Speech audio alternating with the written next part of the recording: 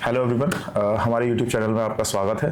एक बार फिर से हम एक अच्छी वीडियो आपके लिए लेकर आए जो कि बेसिकली हमारी होगी जीआरएफ की प्रिपरेशन से रिलेटेड कि कैसे जीआरएफ के लिए प्रिपेयर किया जाए और कैसे जीआरएफ को अच्छे नंबर से या अच्छी मार्क्स से उसको क्रैक किया जाए, और हम ये भी कह सकते हैं कि कैसे टॉप किया जाए जीआरएफ में।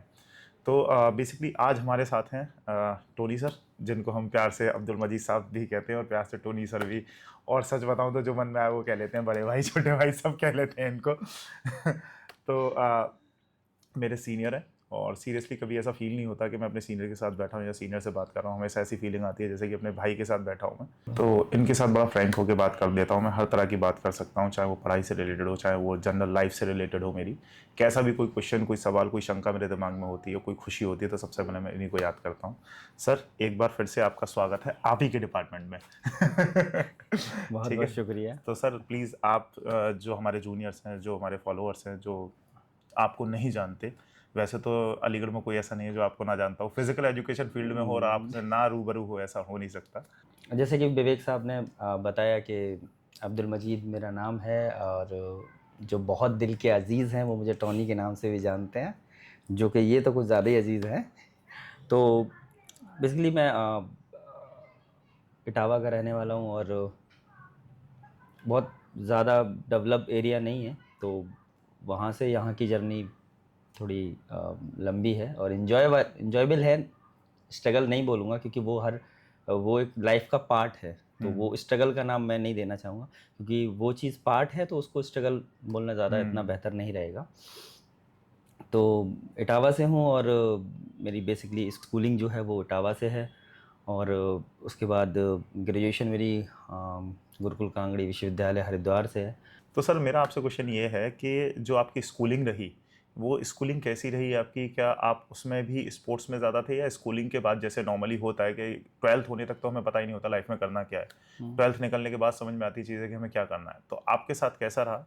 आप जो स्पोर्ट्स फील्ड में एंटर हुए, वो ट्वेल्थ से पहले ही आप बहुत ज़्यादा खेलने के लिए प्रेरित थे, इस वजह से हुए, या फिर धीरे धीरे चीज़ें ऊपर वाला हमें एक रास्ता दिखाता गया और हम उस पर निकलते चले गए? कैसे हुआ आपके साथ? एक्चुअली उसके पीछे का बैकग्राउंड ये है कि मेरे फादर जो है वो जो कहते हैं ट्रेडिशनल कुश्ती जो होती है, जैसे झंडा लैंग्वेज में हम लोग झंडा कुश्ती बोलते हैं, तो वो थोड़ा सा उसमें इंटरेस्टेड थे और उन्होंने कई बार वो उसमें रहे हैं। तो जब हम लोगों ने मतलब मैं 4 भाइयों में सबसे छोटा हूँ, तो हमारे जो 3 बड़े भाई थे, तीनों स्पोर्ट्स में बहुत अच्छे लेवल पे तो नहीं थे, लेकिन हमसे बड़े वाले जो तीसरे नंबर के हैं, जो अभी फ़िलहाल कानपुर में पोस्टेड है एसटीएफ में, वो बास्केटबॉल प्लेयर है। ओके। तो उन्होंने बड़ा सपोर्ट किया। मतलब घर में कोई ना कोई एक था फिर हाँ, जो फिजिकल जो एजुकेशन से कहीं ना कहीं उसका रूबरू था, वो रास्ता था। स्पोर्ट्स से बेसिकली फिजिकल हाँ। एजुकेशन स्पोर्ट्स से वो बेसिकली थे, तो उन्होंने बड़ा सपोर्ट किया कि ठीक है। और जैसे कि मैंने बताया कि पढ़ाई में ज़्यादा वो था नहीं, तो पापा का एक सीधा मोटो था, आपको खेलना है आप खेलिए, लेकिन पढ़ाई से कोई कंप्रोमाइज़ नहीं होगा। ओके। जिस दिन पढ़ाई में आप का ड्रॉबैक हुआ, उस दिन आपका हॉकी से ड्रॉबैक हो जाएगा। ओके, मतलब स्ट्रिक्ट रूल कि स्ट्रिक्ट अगर रूल। पढ़ाई में गए तो यहाँ पे हाँ, भी गए। यहाँ पे गए तो वो एक डर था कि पढ़ाई को भी लेके चलना है। हाँ। क्यों? क्योंकि मुझे हॉकी नहीं छोड़नी है। बिल्कुल। क्योंकि जो हॉकी से प्यार था मुझे, या जो मुझे उससे लेना था, उसके बिहाफ़ पे मैं पढ़ाई भी नॉर्मल एक स्टूडेंट, न बहुत बहुत अच्छा भी नहीं कह सकते हो, बुरा बैक हाँ बेंचर, हाँ। बैक ठीक। बेंचर बोल सकते हैं आप। तो उस टाइम पे एचएमएस इस्लामिया इंटर कॉलेज जो है वो इटावा का अच्छे स्कूल्स में आता है, वहाँ से मेरी स्कूलिंग हुई है। जब मैं 9th में एंटर हुआ, तो मुझे ड्यू टू अटेंडेंस वहाँ से मुझे नाम हटवाना पड़ा, और एक अच्छा स्कूल में से एक स्कूल और है गांधीनगर में, बीड़ा वादनी, तो वहाँ पर मुझे एज ए स्पोर्ट्स पर्सन मुझे वहाँ एडमिशन मिला, और ये कहा गया कि आप मेरे स्कूल से खेलिए तो आपको एडमिशन मिल जाएगा। तो मुझे फिर बाकी की मेरी 9, 10, 11, 12 वहाँ से हुआ। देन जैसे आपकी जो बीपीएड रही या एमपीएड रही। और बीपीएड एमपीएड तो जैसे आपको बताया मैंने कि मैं यहाँ अलीगढ़ मुस्लिम यूनिवर्सिटी से डिपार्टमेंट ऑफ फिजिकल एजुकेशन से मेरा बीपीएड एमपीएड, और फिलहाल मैं पीएचडी लगभग कंप्लीट हो गई, सबमिशन हो गया है, वाइवा होना बाकी है। सर अपनी पीएचडी के बारे में प्लीज थोड़ा सा बताएं, अ, मतलब टॉपिक क्या है, किस, मतलब आपने उसके कोई ना कोई पीछे का प्रॉब्लम थोड़ा तो। सा मैं आपको एक चीज़ बताना चाहूँगा, जी।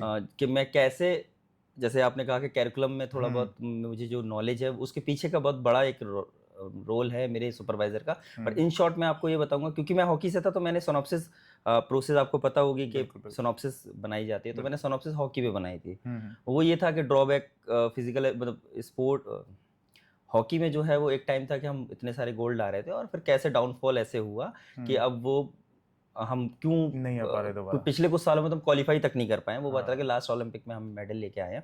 तो मेरा उसी से रिलेटेड सिनॉप्सिस बनाई थी। देन मेरे जो जिन्हें मैं असाइन हुआ था डॉक्टर सैयद खुर्रम निसार सर को, तो जब उनसे मेरी फाइनली मीटिंग हुई कि हमें पीएचडी पे काम करना है, तो मैंने अपना प्रपोजल उनके सामने रखा, उन्होंने बहुत अच्छे से उसको ऑब्जर्व किया और फिर उस ड्यूरेशन में क्या हुआ था कि 2014 में मेरा एमपीएड हुआ। उसके बाद मैंने saint John senior secondary school Aligarh जो है अतरौली में, वहाँ मैंने ज्वाइन किया एज ए पीजीटी। वो 2.5 साल करीब हो गए थे मेरी जॉब को, स्कूलिंग जॉब को। तो फिर वो उन्होंने मुझसे सिनॉप्सिस उन्होंने देखी, देन एक क्वेश्चन उन्होंने पूछा कि अब्दुल ये बताइए कि आपने 2.5 साल जॉब किए, लगभग 2.5 साल हो गए आपको, तो कुछ ड्रॉबैक लगा आपको कि क्या फिजिकल एजुकेशन टीचर के साथ क्या है? तो वो मैंने उनके साथ शेयर किया, एक्सपीरियंस शेयर किया, और वो रियली है। वो जिसने भी जॉब की होगी वो फेस करता होगा कि साइंस के जो टीचर्स हैं, मैथ के जो टीचर्स हैं, उनको उन टीचर्स को ज़्यादा अहमियत मिलती है, ग्रेटिट्यूड ज़्यादा दिया जाता है उनको, और सैलरी में तो अंतर बिल्कुल मिलता ही है। तो अच्छा, उस टाइम तक ये था कि मैं नेट क्वालिफाई कर चुका था, बट अब सबकी अपनी प्रॉब्लम्स होती हैं, तो वो फाइनेंशियल इश्यूज़, क्योंकि यहाँ 8,000 रुपये स्कॉलरशिप मिलती है, तो मुझे बेटर लगा कि मैं 18,000 में जॉब करूँगा। तो उस वजह से मैंने वो चूज़ किया जॉब। तो मैं नेट क्वालिफाई, मास्टर्स और एक बीएड किए हुए, उनकी सैलरी मुझसे ज़्यादा और फ्रेशर, बिल्कुल। तो वो थोड़ा सा ऐसा नहीं कि उनकी सैलरी ज़्यादा होना या वो होने से मुझे ये थी कि जो आप डिजर्व करते हो, आपको अगर वो ना मिले तो आप डिस्कम्फर्ट फील करते हो कि ऐसा क्यों, रीजन क्या है, नहीं दे सकते आप किसी वो, फिर आपको ना वो फील आएगा नहीं, आप अपनी जॉब में ना इंटरेस्ट लूज करने लगेंगे, बिल्कुल, क्योंकि फिर वो एफर्ट से आपको लगेगा। एक्चुअली क्या है ना कि लाइफ कहीं ना कहीं पैसों के आसपास ही घूमती है। अगर फॉर एग्जांपल अगर आपको पैसा ठीक ठाक नहीं मिलेगा तो जो भी आप काम कर रहे हैं उसको करने में मजा भी नहीं आएगा। आप देखोगे कि मेरे से कम एफर्ट वाले को ज्यादा मिल रहा है और मैं उससे ज्यादा कहीं ज्यादा एफर्ट लगाने के बावजूद मुझे कम मिल रहा है। तो जो इंटरेस्ट होता है ना, जो मजा आता है जॉब करने में, जो बच्चों को सिखाने में, खिलाने में, पढ़ाने में जो मजा आता है, वो इंटरेस्ट बनेगा ही नहीं, वो मजा आएगा ही नहीं, आप अपना 100% दे ही नहीं पाओगे। ये रियलिटी है, वो है। दूसरा ये है कि रुपया है ठीक है, लेकिन एक होता है ना कि आपको वो अहमियत मिलना, डिग्निटी आप वो फील नहीं कर रहा था। तो वो मैंने सारी बातें शेयर की। देन फिर सर ने सजेस्ट किया कि ये आपको रिसर्च प्रॉब्लम नहीं लगती है? मैंने कहा हो सकती है सर, बिल्कुल। कह रहे यही तो गैप है कि क्यों ये ऐसा होता है। मतलब एक बीपीएड एमपीएड का स्टूडेंट क्या सोचकर जाता है स्कूल में और उसके साथ होता क्या है, टोटली डिफरेंट। फिर वो उसको वैसा डिजाइन, और सही बात तो ये भी है कि डिजाइन वैसा नहीं किया जाता, ये एक ड्रॉबैक है, बिल्कुल ठीक है। तो फिर देन हम लोगों की बहुत लंबी कन्वर्सेशन, कई दिन हम लोगों की सेशंस चले, सर ने कन्विंस किया और बताया कि कैसे हम इसको बेहतर कर सकते हैं। तो हमने कैरिकुलम डिज़ाइन पे, जो कि जिसका मेरा रिसर्च टाइटल जो है वो an investigation of Indian physical education curriculum with reference to model justification, need satisfaction, progressive coherence. Its means के इंडिया में क्या है कि हम लोगों को फिजिकल एजुकेशन के मॉडल्स के बारे में ज़्यादा अवेयर नहीं है, जबकि फिजिकल एजुकेशंस को आप कई तरीके से, कई मॉडल्स के तरीके से कैरिकुलम को अडॉप्ट कर सकते हैं, ठीक है। जैसे हम बेसिकली कहीं ऐसा रिटन में मेंशन नहीं है, लेकिन हम देख सकते हैं कि हमारी पॉलिसीज़ में और कमीशंस में स्पोर्ट्स वर्ड बहुत जुड़ा होता है। तो sports the part of physical education, ना कि फिजिकल एजुकेशन का होल एरिया वही है, उसमें वो फॉर्म ऑफ एक्टिविटी है। और हमारा फिजिकल एजुकेशन का एम क्या है?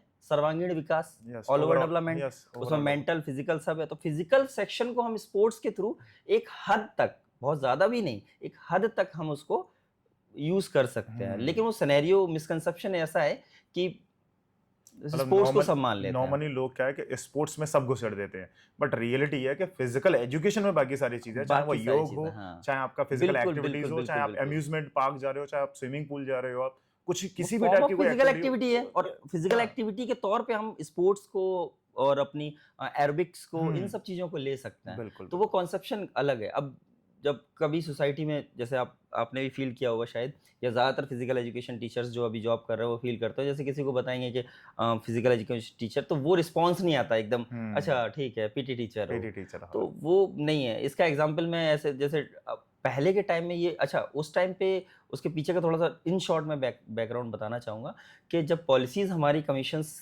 की बनी, तो वो रिकमेंडेशन ही एक्चुअली ऐसी दी गई थी जिसके तरीके से वो जो बैकअप में आ रहा था, या जो प्रोडक्ट बन रहा था, यानी जो स्टूडेंट्स बन रहे थे वो बन ही ऐसे रहे थे, क्योंकि उस टाइम के सिनेरियो में वो चीज़ बेहतर थी। लेकिन हम फिजिकल एजुकेशन फील्ड का जो एरिया है वो समय के साथ डेवलप नहीं हुआ, बिल्कुल वो रुक गया वहीं।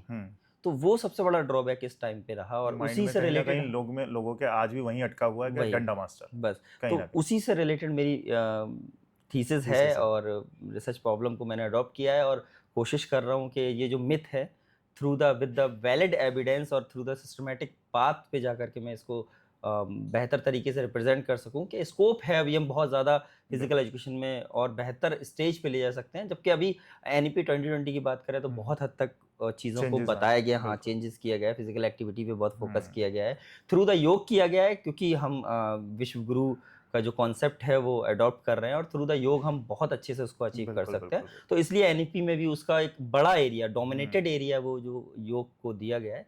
तो धीरे धीरे चीज़ें चेंज हो रही हैं। बिल्कुल बिल्कुल सर, जैसे कि मतलब मैं इस बात को कहने में ज़रा भी शंका नहीं करूँगा कि सर मेरे आइडल रहे फॉर GRF।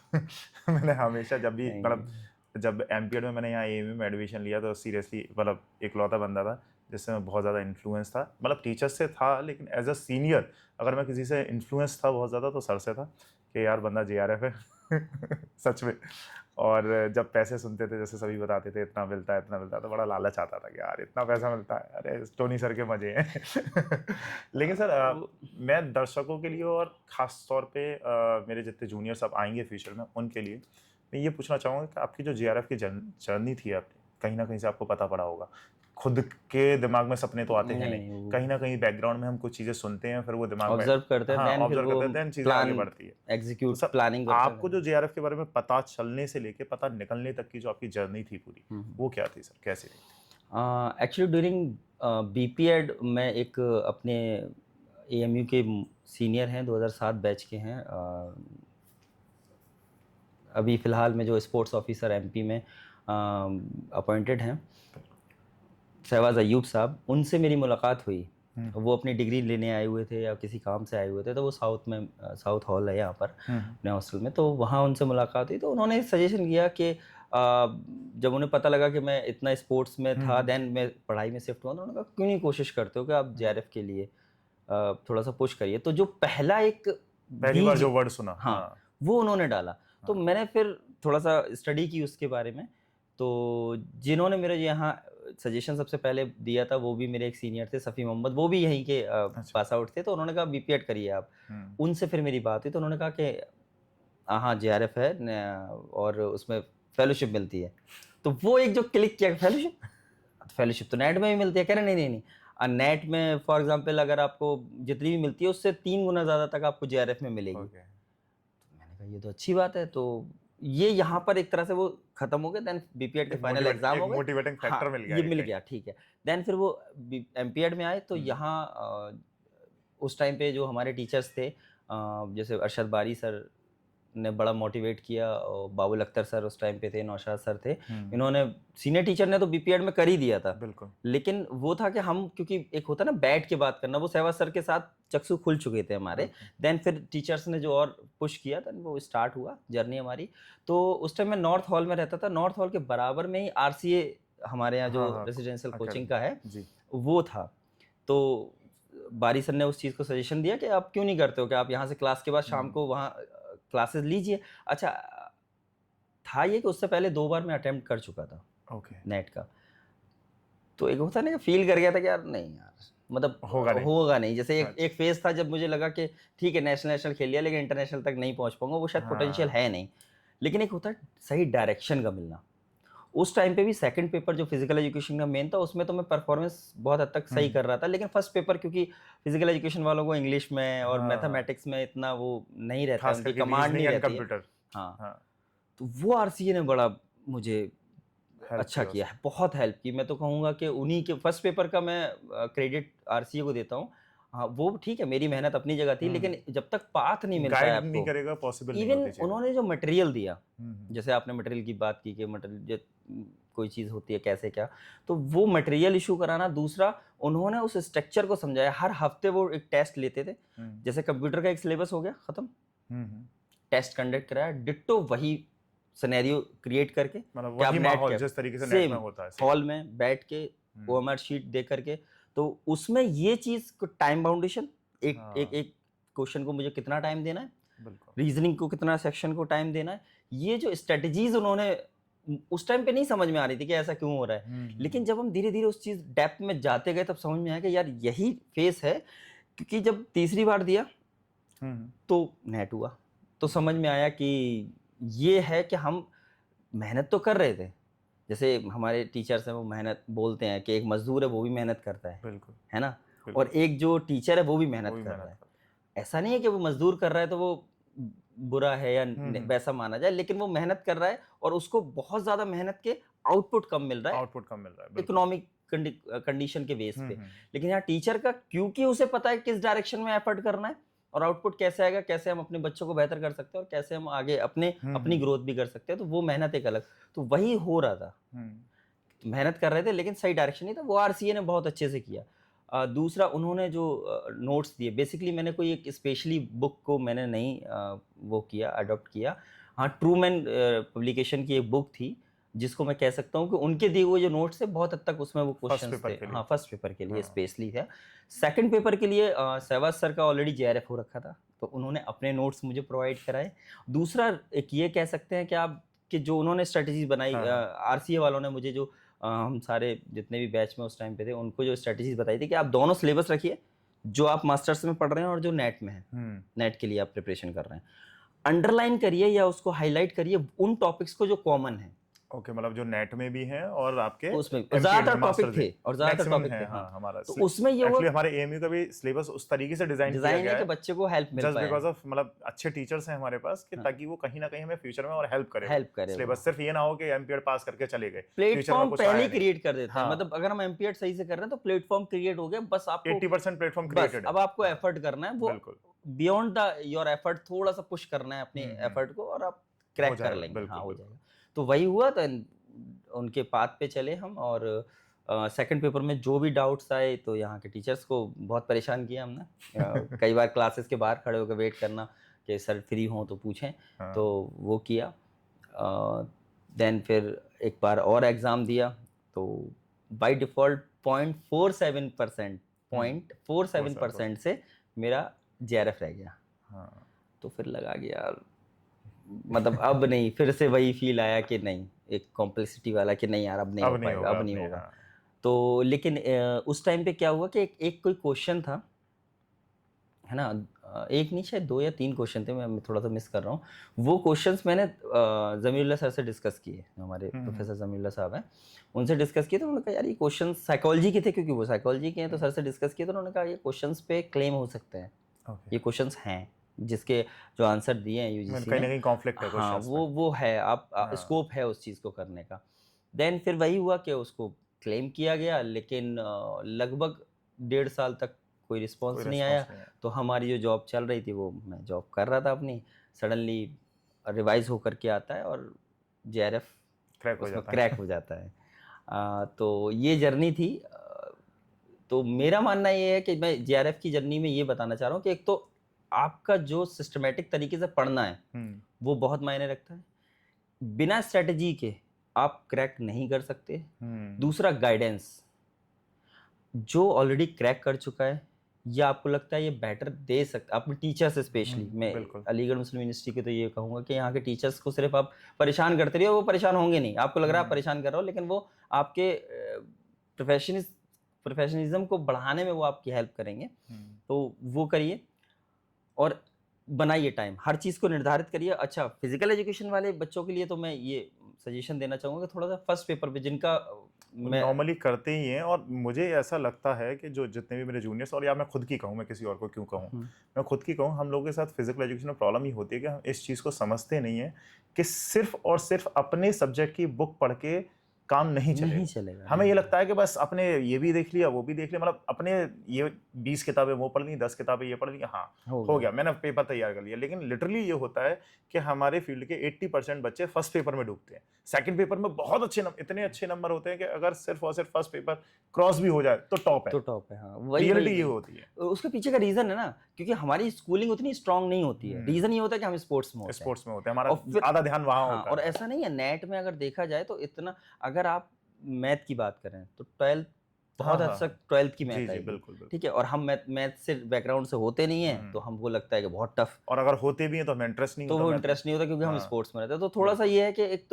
एक बिगिनिंग, जैसे आप, मेरा मानना ये है कि जिसका इंटरेस्ट अगर होता है तो जैसे बीपीएड में आपको समझ में आ जाता है बीपीएड करते करते कि क्या आप एमपीएड के लिए, क्योंकि अब 2 साल का हो गया है, हमारे टाइम में 1 साल का था, तो इतना समझ नहीं पाते थे कि क्या आगे का पाथ रहेगा। लेकिन अब 2 साल में आप बच्चा जो है वो आइडेंटिफाई कर सकता है अपनी कैपेबिलिटी को कि हाँ हम आगे अपनी एफर्ट को पुश कर सकते हैं नहीं, तो वो तब से स्टार्ट कर दे अगर जर्नी, और by systematic way, time table के हिसाब से प्रॉपर उस चीज़ को टाइम दे करके। और सबसे बड़ा जो मैं सजेशन देना चाहूँगा अपने फिजिकल एजुकेशन के उन बच्चों को जो एफर्ट कर रहे हैं आगे निकलने के लिए, जेआरएफ नेट की तैयारी कर रहे हैं, रिवीजन मस्ट है। हमको लगता है कि हमने पढ़ लिया, हाँ, मेरा पढ़ा हुआ है, देन हम आगे बढ़ गए, तो वो हम पीछे वाला कहीं ना कहीं उसको वो धुंधला पड़ता चला जाएगा। तो रिवीजन मस्ट है। आपने जो नोट्स बनाए हैं वो रिपीट करते रहिए। और जैसे कि मैंने एक स्ट्रेटजी में मिस कर रहा था जो कि मुझे अभी याद आई, कि 2 टाइप के नोट्स थे। एक तो आपका जो बेसिकली नोट्स जो मुझे आरसीए ने प्रोवाइड कराए, उससे मैंने जो नोट्स अपने लेंथी बनाए, वो एक थे शॉर्ट की नोट्स, मतलब बस मिसिंग कर रहा हूँ। मान लीजिए किसी मैं 5 लेयर्स हैं किसी चीज की, और मैं किसी बीच में एक लेयर मिस कर रहा हूँ, तो मैंने वो लिख लिया। तो अब मैं रिपीट कर रहा हूँ और मैं अटक रहा हूँ, तो मैंने देखा कि हाँ ये इससे पूरा पाथ या पूरी वो जो सीरीज थी वो मेरे दिमाग में क्लिक हो गई। तो ये जो ऐसे नोट्स हैं ये एग्जाम से पहले बड़ा काम आता है, क्योंकि उस टाइम पे इतना बिल्कुल टाइम नहीं मिलता। हाँ, बहुत मतलब कम टाइम में आप उसको पिक कर सकते हैं, उस चीज को जो आप स्किप कर रहे हैं अपने दिमाग से। तो ये स्ट्रेटजीज बहुत ज्यादा काम आएंगी। तो अगर हम इन शॉर्ट इन सभी चीज़ों को थोड़ा सा कंबाइन कर दें तो हम ये कह सकते हैं कि सबसे ऊपर या सबसे पहला पॉइंट हम कहें तो रिवीजन आपको सबसे ऊपर रखना होगा।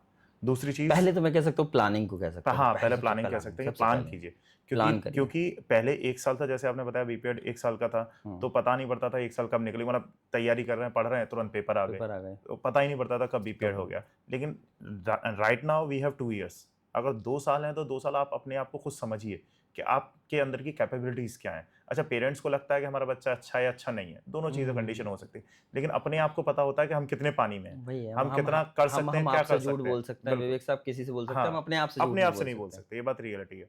और अगर गवर्नमेंट हमें 2 साल दे रही है तो एटलीस्ट आप अपने आप को समझिए, और पहले आप अपने आप से क्वेश्चन पूछिए कि आपको करना क्या है लाइफ में, क्योंकि आप जब तक अपने आप से नहीं कहेंगे कि मुझे जेआरएफ क्रैक करना है, होने वाला नहीं है, क्योंकि सपनों में कोई भी काम नहीं होता, रियलिटी में आपको मेहनत करनी ही पड़ेगी कहीं ना कहीं। बिल्कुल। तो अगर हम बात करें तो पहला हमारा प्लानिंग, दूसरा हमारा स्ट्रेटजी बनाइए कि फॉर एग्जांपल इतने दिनों में हमें रिवीजन करना है, इतने दिनों में हमें ये वाली चैप्टर खत्म करना है, आपके पास एक अच्छे खासा स्ट्रेटजी होनी चाहिए।